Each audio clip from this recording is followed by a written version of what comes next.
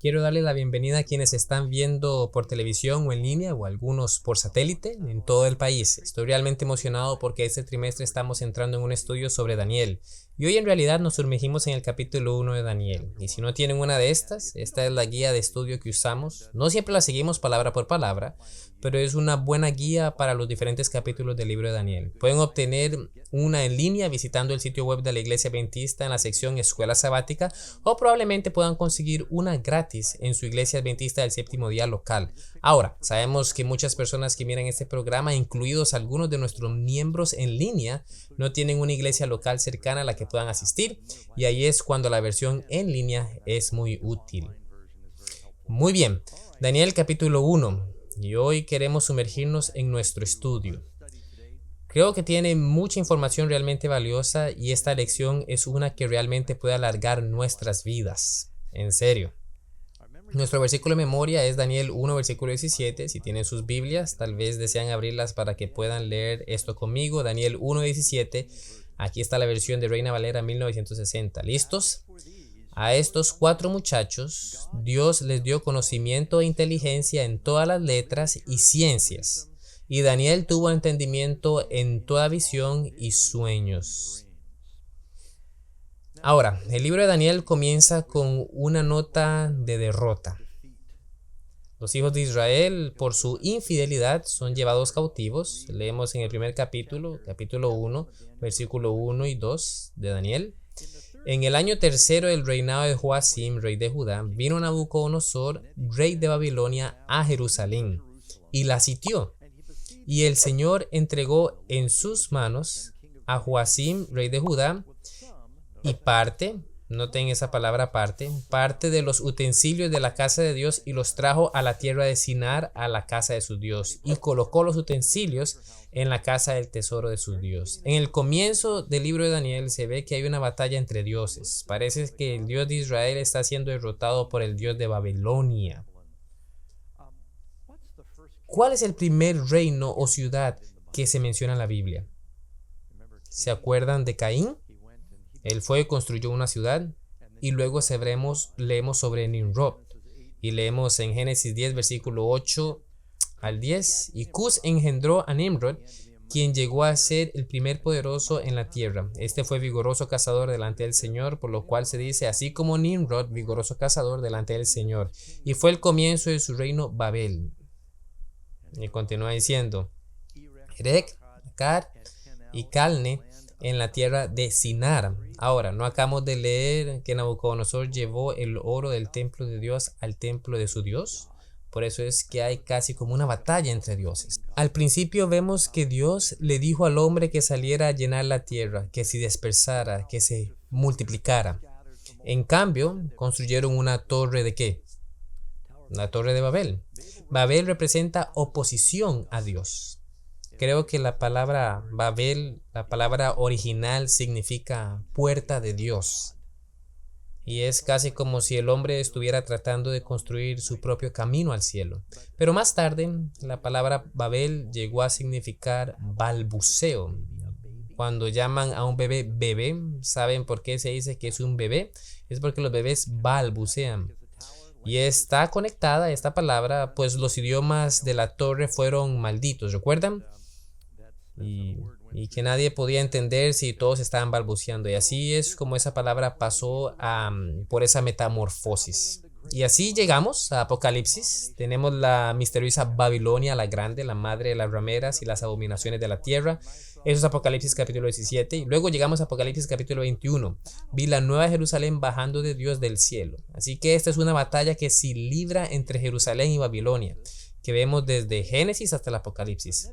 Así que Nabucodonosor, por la infidelidad del pueblo de Dios, podemos leer esos en Segunda de Reyes para que tengamos el contexto de las cosas. En Segunda de Reyes capítulo 21, versículo 10, y el Señor habló por sus siervos los profetas diciendo, por cuanto Manasés, rey de Judá, ha hecho estas abominaciones y ha hecho más mal que todos los que hicieron los amorreos. Amorreos era una palabra genérica para todos los pueblos cananeos que vivían en la tierra prometida para Israel.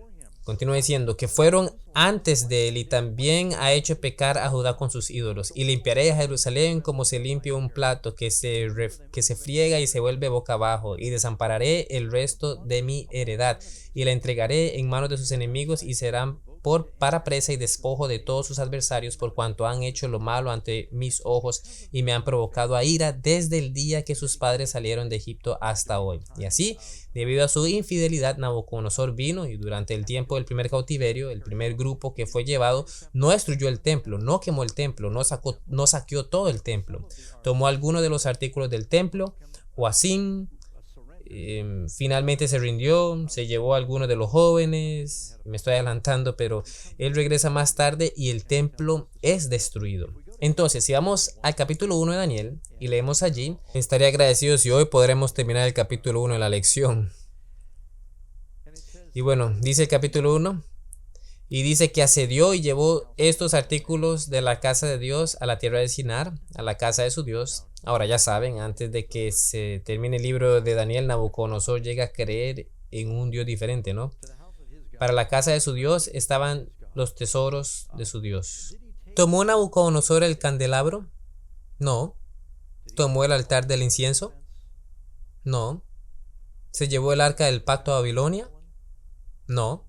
Solo tomó algunos de los tesoros, les permitió continuar adorando a su Dios y dejó los artículos importantes para su adoración allí. No destruyó el templo, y eso es porque acordaron que pagarían impuestos.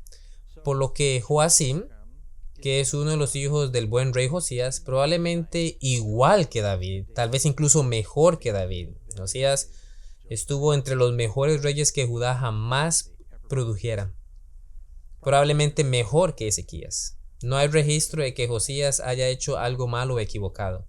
Cerca del final de su vida lo matan al entrar en una batalla en la que le aconsejaron que no entrara, pero bueno, se podría decir que esa fue una cuestión de coraje. Y entonces su hijo Joacim, que es demasiado joven, es llevado por Nabucodonosor. Nabucodonosor pone al tío de Joacim, Sedequías, a cargo. Él dice: prometiste ante el Señor que pagarías impuestos. Hizo un voto ante el Señor que pagaría impuestos, que se sometería a Babilonia. Pero luego, después de que Nabucodonosor se fue y después de unos años de pagar impuestos, dijo: no, señor, ya no haremos esto. Y todos les aconsejaron que no siguiera pagando taxes. Jeremías, por otro lado, el profeta dijo: Sedequías, hiciste un voto en el nombre del Señor, debes someterte al rey de Babilonia. El rey de Babilonia es un castigo sobre nosotros por nuestros pecados. Solo acéptalo y tendrás paz. Si luchas contra él, será peor que nunca. Él no escuchaba a los profetas como Jeremías. Y entonces leemos en 2 de Reyes, capítulo 24, versículo 18. De 21 años era Sedequías cuando comenzó a reinar y reinó en Jerusalén 11 años. El nombre de su madre fue Amutal, hija de Jeremías de Libna. Un Jeremías diferente, por supuesto. Él hizo lo malo ante los ojos del Señor conforme a todo lo que había hecho Joacim. Vino pues la ira del Señor contra Jerusalén y Judá hasta que los echó de su presencia. Y Sedequías se rebeló contra el rey de Babilonia. Nabucodonosor conquistó la ciudad, hizo que mataran a los hijos de Sedequías ante él.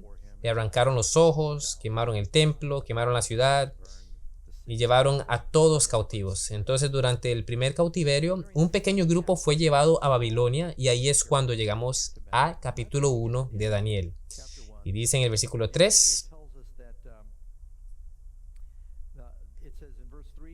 y dijo el rey a Aspenaz, jefe de sus eunucos, que trajese de los hijos de Israel del linaje real de los príncipes, muchachos en quienes no hubiese tacha alguna, de buen parecer, enseñados en toda sabiduría, sabios en ciencia y de buen entendimiento, e idóneos para estar en el palacio del rey, y que les enseñase las letras y las lenguas de los caldeos. Y les señaló el rey ración para cada día de la provisión de la comida del rey y del vino que él bebía, y que los criase 3 años para que al fin de ellos se presentasen delante del rey. Entre estos estaba Daniel, Ananías, Misael y Azarías, de los hijos de Judá. A estos el jefe de los eunucos puso nombre. Puso a Daniel Belsasar, a Ananías Sadrac, a Misael Mesac y a Azarías Abednego. Y entonces aquí se los llevan y da más detalles sobre estos jóvenes que son llevados. Esto está bajo la sección de fe bajo presión. Recuerdan que En Isaías 39, Ezequías se enfermó y oró para que Dios lo sanara. Tenía una enfermedad terminal, pero oró para que Dios lo sanara. Lloró y se quejó. Y Isaías fue enviado de regreso a Ezequías y le dijo: está bien, igual te vas a morir. Por cierto, todos nos vamos a morir, ¿sabían eso? Bueno, él dijo: pero voy a prolongar tu vida, dijo Isaías. Y dijo: voy a agregar a tus días 15 años. Y durante ese tiempo nace Manasés, que resulta no ser tan buen rey, pero Dios hace que el sol retroceda como una señal de que está sanando a Ezequías. Y los mensajeros vienen de Babilonia y Ezequías está tan emocionado porque los mensajeros vienen de Babilonia y quieren averiguar sobre el Dios que hizo este milagro. Y en lugar de que Ezequías hablara de Dios, él habló de sí mismo. Y dijo: wow, me siento honrado, mensajeros de Babilonia, ese es el centro de la inteligencia, los estudios, y quiero impresionarlos. Y entonces les mostró todos sus tesoros y sus arsenal y sus perfumes y le mostró todo, pero no les habló de Dios, a diferencia de Salomón cuando vino la reina de Saba. Entonces Isaías viene a Ezequías con su juicio, y esto es Isaías 39, versículo 5. Entonces dijo Isaías a Ezequías: oye la palabra del Señor de los ejércitos, he aquí vienen días en que serán llevados a Babilonia todo lo que hay en tu casa y lo que tus padres han atesorado hasta hoy, ninguna cosa quedará, dice Jehová. De tus hijos que saldrán de ti y que habrás engendrado tomarán y serán eunucos en el palacio del rey de Babilonia. Ahora, ¿eso sucedió literalmente? Vemos en el libro de Daniel que dice que la simiente del rey de la tribu de Judá son llevados estos jóvenes brillantes allí para ser eunucos. Ahora, saben que Jesús habla de esto, y no quiero demorar más en este punto, pero Cristo dijo: una vez que un hombre está casado, no debería divorciarse. Y los discípulos estaban tan sorprendidos porque realmente no había ningún motivo bíblico para el divorcio que no fuera el adulterio. Y uno de ellos dijo: mejor sería entonces no casarse. Y Jesús dijo: bueno, parece extraño que piensen que es imposible ser fieles, ¿no? Y Jesús dijo entonces: hay algunas personas que son eunucos porque nacieron de esta manera, y algunas personas se hacen eunucos por los hombres, y algunas personas eligen ser eunucos. Pablo pudo haber estado en esa tercera categoría, él simplemente decidió no casarse. Y luego hubieron personas que fueron hechas eunucos por otros, y era común en la antigüedad que si eras un rey y tenías un harén con muchas esposas, querías que tus sabios, tus consejeros, las personas que trabajaban cuidando a las mujeres se sometieran a ese procedimiento quirúrgico para asegurarse de que todos los hijos del rey eran de hecho los hijos del rey. Creo que todos ustedes entienden lo que estoy diciendo, ¿no? Y nunca oímos hablar de la señora de Daniel, o la señora de Ananías, Misael o Azarías. Como debían centrarse en sus estudios, fueron sometidos entonces a este procedimiento quirúrgico. Y así, pues por supuesto, eso en sí mismo debe haber sido humillante para cualquier judío. Algo importante para ellos eran tener hijos y tener simiente. Y con suerte, quizá incluso el Mesías vendría a través de su descendencia. Bueno, entonces escuchamos que el jefe de los eunucos, el que está a cargo de estos jóvenes que están pasando por este entrenamiento, la idea era que Nabucodonosor era un rey muy inteligente, y cuando conquistó se dio cuenta de que necesitaba organizarse. La educación era muy importante. Alejandro, por cierto, también lo hizo, pero la idea la obtuvo de Nabucodonosor. Alejandro estableció bibliotecas, escuelas, y estaba perpetuando las enseñanzas de Platón y Aristóteles, y Nabucodonosor creía que había que educar. Babilonia era un centro de aprendizaje, recuerdan, los magos que estudiaban los cielos, y ellos no eran todos astrólogos, eran también astrónomos. Y entonces él dijo: a ver, quiero tener algunos de los hebreos en mi corte. He conquistado a todas estas personas, no sé su idioma, no conozco sus costumbres, necesito representantes que estarán entrenados. Consigue los mejores y más brillantes jóvenes con más potencial, y deben de ser guapos porque van a estar en el palacio. Ya saben, el rey no quiere mirar nada que pueda ofenderle, y entonces él dice: consigue lo mejor y lo más brillante y tráelo para que puedan estar ante mí y puedan ser entrenados, puedan ser intermediarios con su propia gente, y tal vez haya algunos brillantes de ellos que puedan ser parte del consejo para ayudar a asesorar sobre diferentes problemas. De modo que esa era la costumbre. Y bueno, si van a ser entrenados en la universidad del rey, entonces serán alimentados en la cafetería del rey. Y entonces les dijeron, van a poder comer del banquete babilónico. Y Nabucodonosor dijo, les enseñarás el idioma y la literatura de los caldeos, y el rey les asignó una provisión diaria de los manjares del rey. Esta era la mejor comida, es la que estaba en la reserva del rey, y del vino que el rey bebía. Y este es un programa de entrenamiento de 3 años. ¿Cuánto tiempo entrenó Jesús a sus discípulos? 3 años y medio. Y es un programa de entrenamiento de 3 años para que al final de este tiempo pudieran servir ante el rey. Y de nuevo menciona que estos 3 son elegidos, excepto que hay un problema. Dice que... Y alguien va a leer esto por mí, yo creo. ¿Quién tiene el micrófono? ¿Dan? ¿Tienes un micrófono allí? Te haré leer el capítulo 1 de Daniel, versículo 8. Y Daniel propuso en su corazón no contaminarse con la porción de la comida del rey, ni con el vino con el que él bebía. Pidió por tanto al jefe de los eunucos que no se le obligase a contaminarse. Así que creo que podemos suponer con seguridad que no estaba solo Daniel, pero Daniel fue el que habló. Y Daniel y sus 3 amigos dijeron, no podemos hacer esto. Ahora, hay varias razones por las que no pudieron participar del banquete del rey. Una, y pasaré un momento hablando de esto, es probablemente que parte de la comida en la cafetería de Babilonia fuera inmunda, lo que la Biblia llamaría inmundo. Ahora, ¿dónde encontramos en la Biblia la distinción entre alimentos limpios e inmundos? Levíticos 11. Permítanme leerles algo de esto. Hablad a los hijos de Israel, versículo 11, Levíticos 11, versículo 2. Y decidles, estos son los animales que comeréis de entre todos los animales que hay sobre la tierra. De entre los animales, todo lo que tiene pezuña hendida y que rumía, este comeréis. Necesitan ambos criterios, pero de los que rumean o que no tienen pezuña, no comeréis estos, porque no tienen ambos criterios. El camello, porque rumea, pero no tiene pezuña hendida, lo tendráis por inmundo. Bueno, ya saben, el camello era un alimento muy popular en la época de Cristo, y por eso es que Jesús les dijo a los líderes religiosos, ustedes son hipócritas, cuelan el mosquillo y tragan el camello. Lo que quiso decir es que estaban colando el agua y la leche para que no entrara un pequeño mosquito microscópico, porque podría ser un insecto inmundo, pero se comían los filetes de camello. Y él dijo, hipócritas, el camello es inmundo porque aunque es rumiante, no tiene pezuña hendida. Y estaba hablando con una estimada amiga, Michelle, que cría alpacas. Las alpacas pertenecen a la familia de los camellos, ¿no es cierto, Michelle? Y son inmundos, pero la gente se los come, pero no deben comérselos. Así que solo me estoy asegurando de que tus animales estén seguros, al menos entre este grupo. Entonces, el camello es inmundo y lo dice porque no tiene pezuña hendida. También el damán, porque romía, es como un conejo salvaje, por cierto, pero no tiene pezuña, lo tendréis por inmundo. Asimismo la liebre, porque rumía, pero no tiene pezuña, la tendrías por inmundo. También el cerdo, porque tiene pezuñas, y es de pezuñas hendidas, pero no rumía, lo tendréis por inmundo.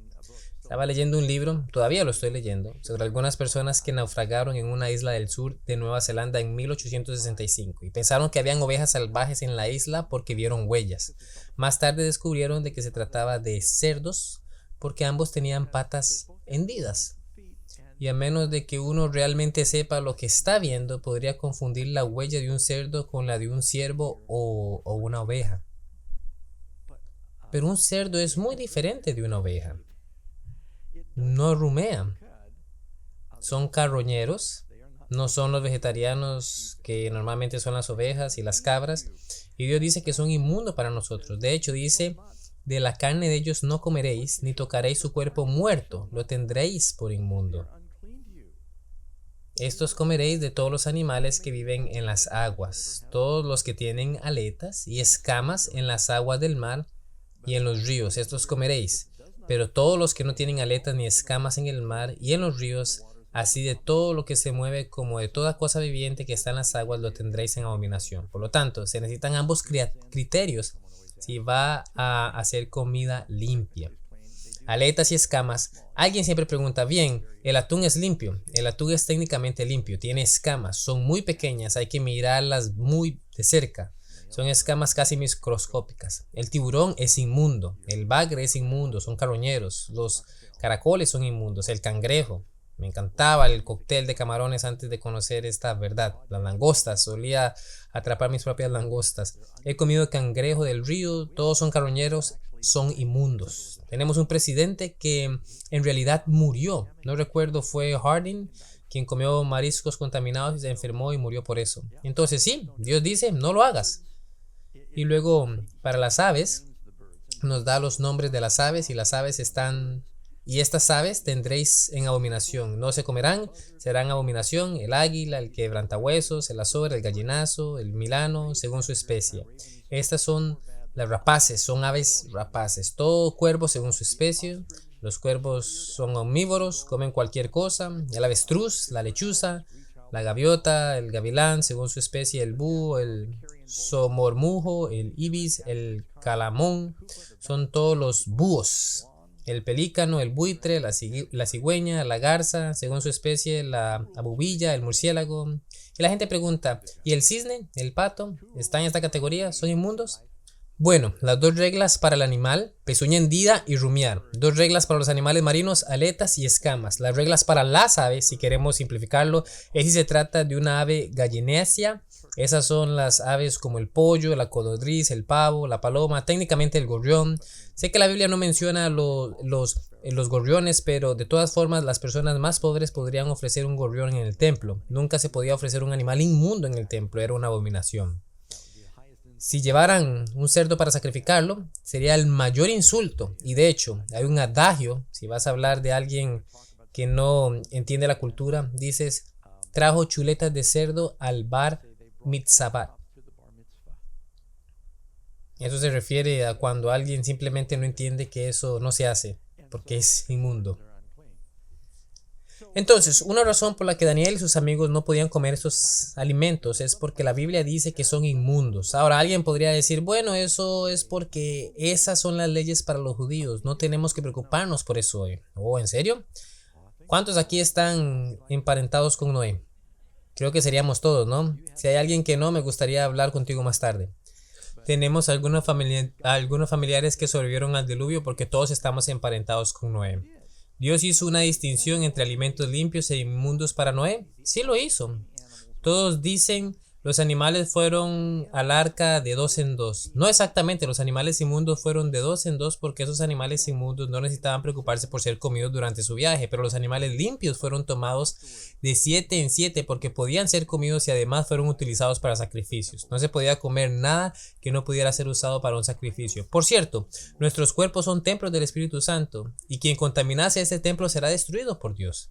Eso es en el Nuevo Testamento. Entonces no es solo para judíos. Esto de la comida inmunda y limpia era para todas las personas. Algunas personas dicen, bueno, ¿no tuvo Pedro una visión en la que Dios declaró limpio todos los alimentos? Él tuvo una visión. Dios no declaró limpio todos los alimentos. Pedro mismo interpretó esta visión. Él tuvo esta visión en la que esta gran sábana descendió del cielo y todas estas criaturas en ellas, limpias e inmundas, y Dios dice, levántate y come. Pedro dice, no sea así, Señor, pues nunca he comido nada común o impuro.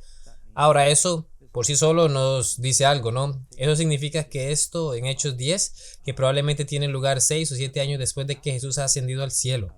Pedro aún dice, nunca he comido nada común e inmundo.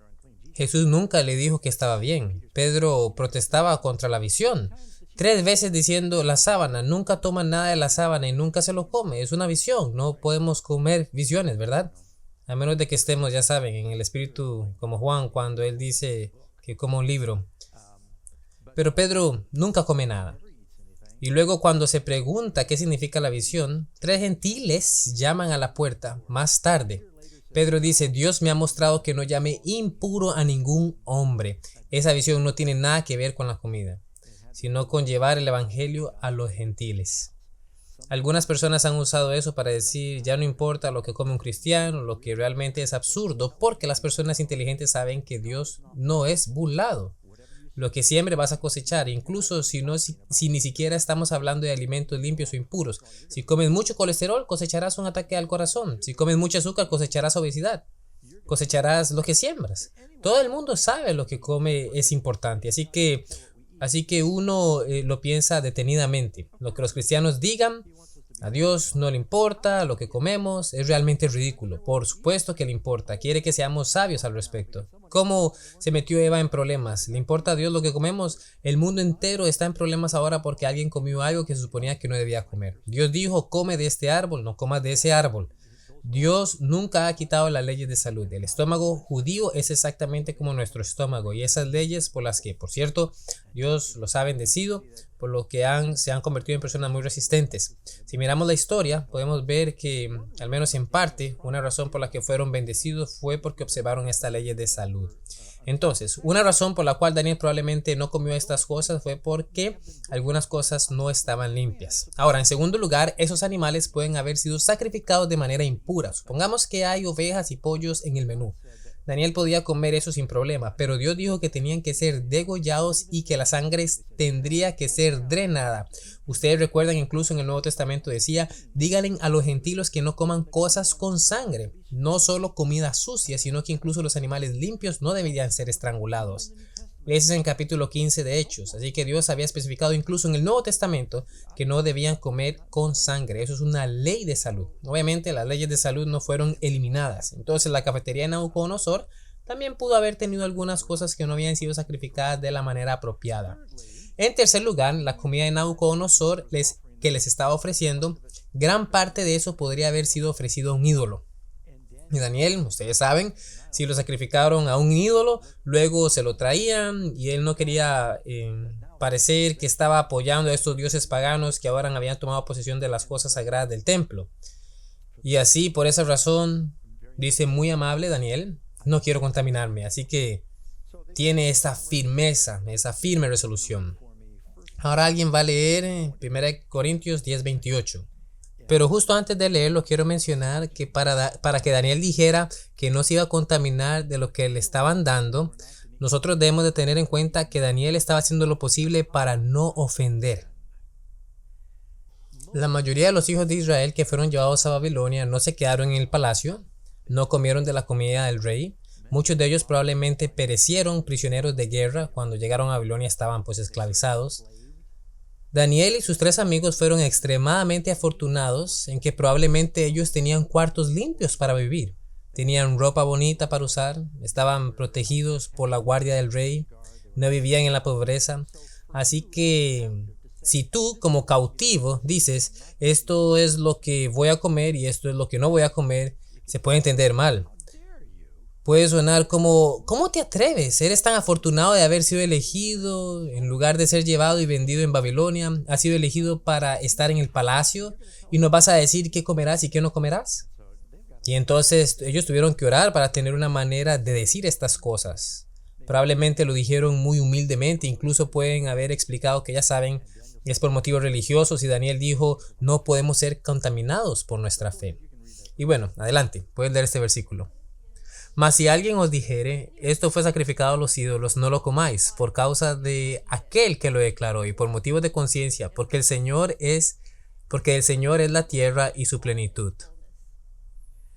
Ahora, todo el asunto de que Daniel no coma la comida porque es posible que se haya sido ofrecido a los ídolos, encontramos que parece haber un par de opiniones contradictorias en el Nuevo Testamento sobre si podemos o no comer las cosas ofrecidas a los ídolos. Este versículo que acabamos de leer ayuda a explicarlo. Los discípulos son bastante claros en Hechos capítulo 15. Ordéneles que se abstengan de las cosas ofrecidas a los ídolos. No queremos que los paganos piensen que adoramos a los ídolos. Pablo, un poco más tarde, dijo, mira, tú no se lo ofreciste a los ídolos y tenemos que entender cómo era en los tiempos bíblicos, en el mundo grecorromano. Había miles de dioses diferentes, cada mercado donde ibas a hacer tus compras, se querían comprar cordero, pollo, cabra o lo que fuera, comida limpia me refiero bíblicamente, a una carne limpia. Todo era sacrificado. Ellos tenían un pequeño ídolo en el mercado y todo era sacrificado frente a un ídolo y Pablo dijo, mira, si compras algo así, no lo ofreciste al ídolo. El ídolo no es nada, está muerto. Pero si molesta la conciencia de la persona, no lo hagas entonces. ¿Recuerdas cuando Pablo dijo en Romanos capítulo 14, los débiles comen solo vegetales? Alguien dijo, eso dice que los vegetarianos son muy débiles. No, no tiene nada que ver con los vegetarianos. Significa que aquellos cuya fe era hipersensible, una fe débil, no podían comer carne porque tenían miedo de que estuvieran adorando a un ídolo. La forma en la que lo relaciono esto con los tiempos modernos es, bueno, ¿a cuántos de ustedes les gusta la comida asiática? Esta semana comí comida asiática. ¿Cuántos de ustedes han estado en un restaurante chino o asiático donde tienen un Buda? ¿Están adorando a Buda ustedes cuando comen ahí? Incluso he visto que cuando entras tienen un pequeño incienso encendido al lado de una pequeña estatua de Buda. O tienen una vela frente a una imagen de Buda. Y si comes en este restaurante, ¿estás adorando a Buda? Bueno, si te preocupa eso, no comas en ese restaurante. Cualquier cosa que no sea por fe es pecado. Pero si te das cuenta de que, bueno, oye, eso es solo un pedazo de piedra, no va a dañar mi comida y puedes comer con la comida con la conciencia tranquila. Pablo dice, disfrútalo. Si va a molestar tu conciencia, no lo comas, porque no lo estás haciendo con fe, y lo que no es de fe es pecado. Entonces, Daniel, sabiendo que está siendo vigilado por otros, había otros judíos y no solo Sadrach, Mesach y Abednego, Daniel dijo, no vamos a comerlo, también porque se lo ofrecieron a los ídolos y no queremos enviar el mensaje equivocado. Porque acabamos de leer que Nabucodonosor dijo, mi Dios es más grande que tu Dios, porque mi Dios ha tomado los tesoros de tu Dios. Ahora, de todas las cosas que se sacaron del templo, el arca no fue tomada. Este es un punto en la historia cuando Daniel es llevado por primera vez. Nabucodonosor entra al templo, toma algunos de los tesoros, acabamos de leer eso, regresa más tarde, durante la época de Sedequías, saquea totalmente el templo, no solo saca todo el oro y todo del templo, sino que toma los pilares de bronce y los rompe en pedazos porque son demasiado grandes para llevar.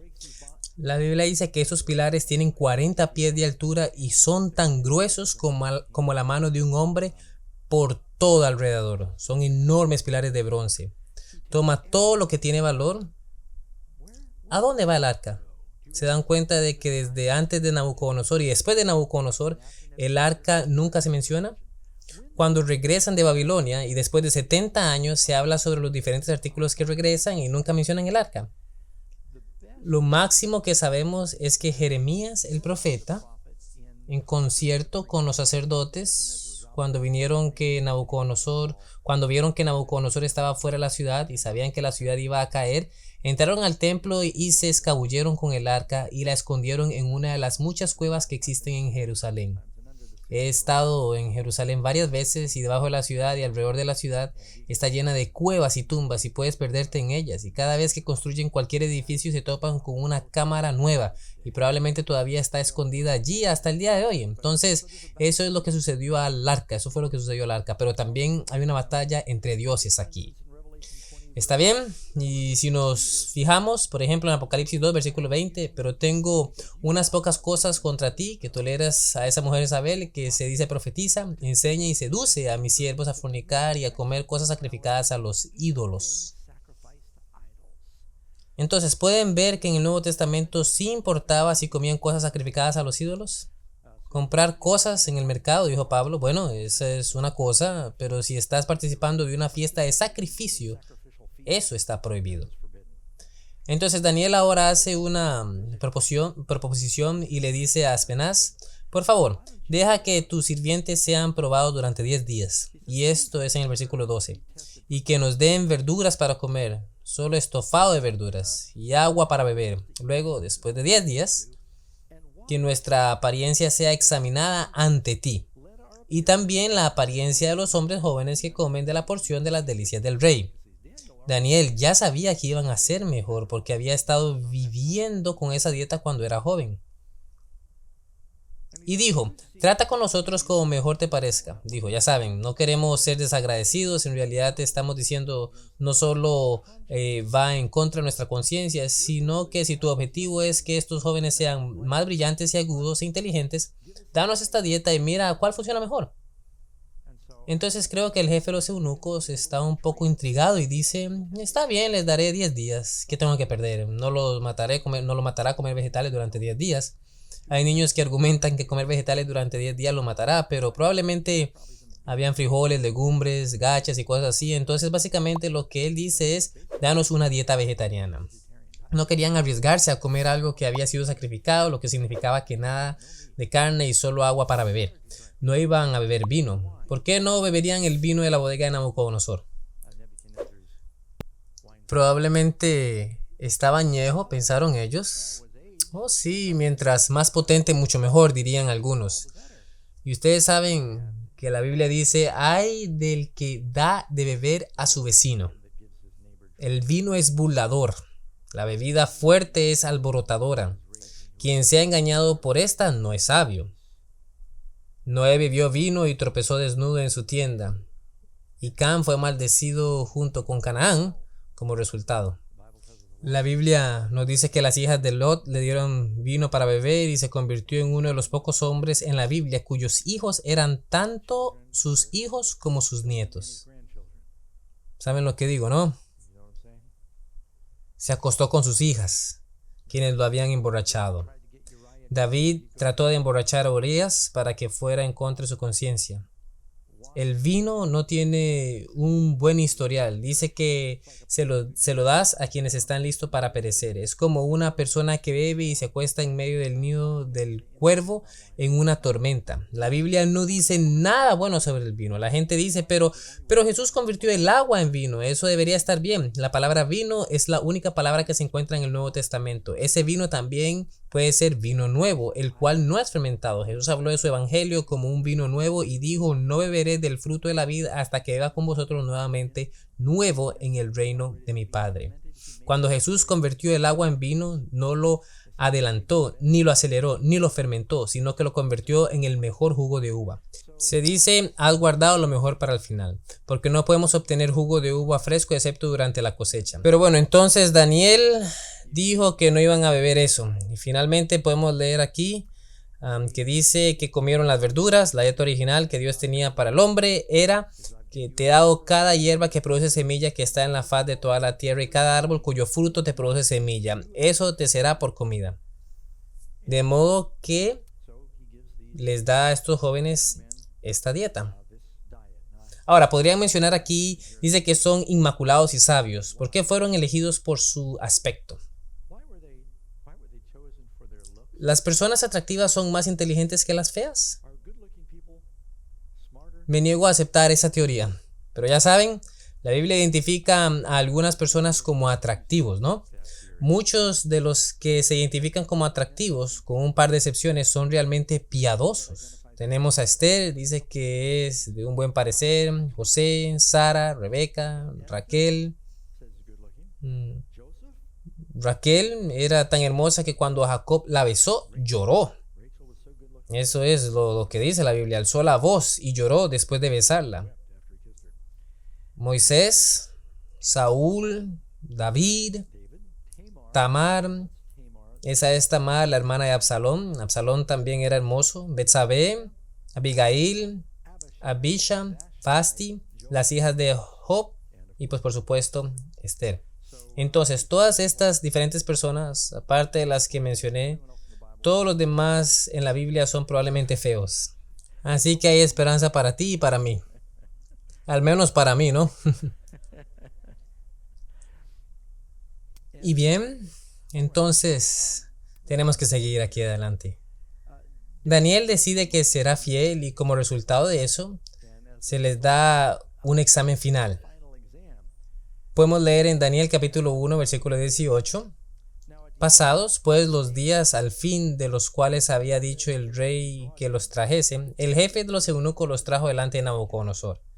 Y el rey habló con ellos, y no fueron hallados entre todos ellos otros como Daniel, Ananías, Misael y Azarías. Así pues estuvieron delante del rey. Y dice que él investigó y después de 10 días dice que estaban bonitos y gorditos. Y sé que algunas personas resienten esa alegoría. Dicen, bueno, ¿por qué querría estar más gordito de carne? Bien, acaban de cruzar el desierto, habían hecho un largo viaje después de su cautiverio y querían poner más carne en sus huesos. Y se sorprendió que con solo comer pan y vegetales se comenzaran a ver acuerpados. ¿Sí? Leemos sobre esto en el libro de Profetas y Reyes. Dice que tenían elasticidad en sus pasos, que sus ojos eran agudos, brillantes y lúcidos. Sus mentes estaban claras y solo podían mirarlos y decir, wow. alíñenlos junto a los otros cautivos de otros imperios que estaban en la universidad del rey, que estaban comiendo todos los días los otros alimentos, y todos parecían un poco lentos y no parecían saludables. Daniel y sus amigos, y creo que Dios pudo haberlo hecho, no solo porque estaban siguiendo el mensaje de salud. Creo que puede haber que Dios los bendijo, porque cuando obedeces a Dios tienes la conciencia tranquila y haces algo por tu aspecto, ¿saben? La inocencia mejora tu apariencia. ¿Han escuchado la historia cuando Abraham Lincoln se convirtió en presidente por primera vez? Tenía todas estas personas que buscaban un cargo y estaba entrevistando a todas estas personas, y después de una entrevista una persona se va y Lincoln se dirige a su secretaria y le dice: no quiero contratarlo. La secretaria dice: bueno, señor presidente, tienes excelentes calificaciones. Y Lincoln dice: no me gusta su aspecto. Ella dice: señor presidente, ¿quiere decir que no va a contratar a alguien por cómo se ve? Él dijo: sabes, después de los 40 años una persona es responsable de su aspecto. Y a veces puedes mirar a una persona y puedes decir: no se ve inocente. ¿Cuántos de ustedes saben lo que digo? Así que creo que solo la inocencia, la relación con Dios, los hizo verse mejor que los demás que comían de la mesa del rey. Y no solo los encontraron justos y gorditos en carne. Miremos en el versículo 20. Dice: en todo asunto de sabiduría e inteligencia que el rey les consultó, los halló 10 veces mejores que todos los magos y astrólogos que había en todo su reino. ¿Cuántos días estuvieron de prueba? 10 días. ¿Y cuántas veces mejor los encontraron? 10 veces mejor. ¿Saben? 10, cuando pensamos en 10 en la Biblia, a menudo es un símbolo de, por ejemplo, la ley de Dios, vienen derivados de 10, y dice que era 10 veces mejor que todos los magos y astrólogos que estaban en todo el reino. Y antes de pasar 3 capítulos en Daniel, ¿cuáles 4 individuos son los principales consejeros de Nabucodonosor? Es el consejo judío de Daniel: Ananías, Misael, Azarías. Y si vamos al final del capítulo 1 de Daniel, dice, déjame ver aquí, dice: fue más sabio que todos los magos y astrólogos que había en todo su reino. Por lo tanto, Daniel continuó hasta el primer año del rey Ciro. Ahora, ¿conocen esa pequeña nota al pie? No solo dice que su dieta lo ayudó a ser más saludable, lo ayudó a ser más sabio y lo ayudó a vivir más tiempo. Porque para él continuar hasta el primer año del rey Ciro, eso significa que Daniel no solo vivió el tiempo de Darío, sino que también vivió el que siguió después. De hecho, creo que hubo 2 reyes entre Darío y Ciro. Daniel vivió como 90 o 100 años. No estamos exactamente seguros de cuántos años tuvo. Dice que iba a llevar hombres jóvenes, así que ya saben, no eran niños pequeños, probablemente tenían entre 16 y 20 años cuando fueron llevados, lo que significa que Daniel vivió entre 90 y 100 años de edad. Y realmente no nos dice cuándo murió Daniel, porque Ciro reinó durante muchos años, pero Daniel vivió durante el reinado de Ciro, y es pues exactamente por eso que la Biblia nos da muchas buenas razones para entonces seguir los principios de salud que ella nos presenta. Ahora, ¿a veces les resulta difícil practicar el mensaje de salud en un país extranjero?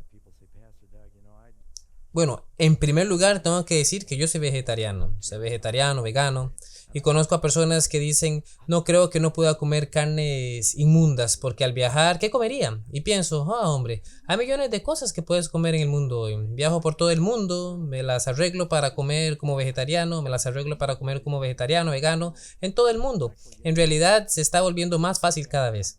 Y algunos de los lugares donde es difícil, bueno, vayan a España.